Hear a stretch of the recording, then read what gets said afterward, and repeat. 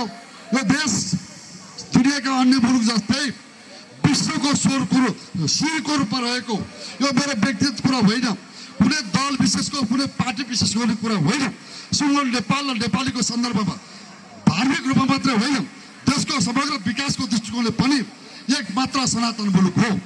विभिन्न धर्ममा आबद्ध नेपाली नागरिकको धर्मप्रतिको आफ्नो वैयक्तिक अधिकारलाई सुनिश्चितता दिँदै कसैको पनि धर्ममाथि कुनै पनि प्रकारले खलल हुने वातावरण हुन नदिइकन देशको मूल धर्म सनातन धर्मलाई रक्षा गरेर देशको आर्थिक विकाससँग हाम्रो सनातन धर्मका धरहरहरू जोडेर देश अगाडि बढ्नुपर्छ भन्ने राष्ट्रिय आवश्यकता र राष्ट्रिय मूल विषय भएको मान्यताको आधारमा मैले विषयहरू राष्ट्रिय बहसमा ल्याएको हो।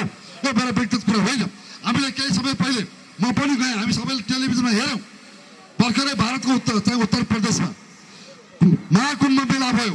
प्रयागराजमा 45 करोड मान्छे आउने अनुमान गरिएको थियो।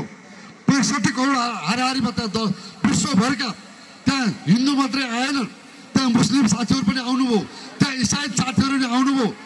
विश्वभरका मान्छे आए, धार्मिक महत्त्व मात्र रहेन। 7 करोड खर्च भयो आयोजना गर्न भने त्यसको 30 गुणा बढी आम्दानी भयो, अर्थतन्त्र उलटपुलट भयो। यो हामीसँग बुद्ध जन्मेको देश हो, सीता जन्मेको भूमि हो, यो चेवन ऋषिको भूमि हो। यही ठाउँ चेवन ऋषिले तपस्या गरेको भूमि हो।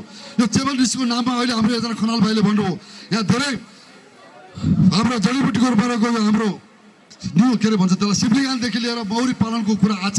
यो धार्मिक र पौराणिक महत्त्व यस्तो छ, लामो व्याख्या गर्न म चाहन्न।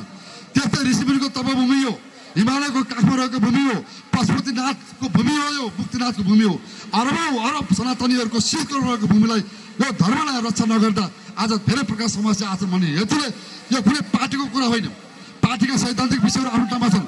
यो राष्ट्रिय आवश्यकताको र राष्ट्रिय महत्त्वको र परिचयको विषय भएको कारणले यो विषय हामीले उठान गरेका हौँ। यिनै कुरालाई सबैले गम्भीर रूपमा लिन आवश्यक छ।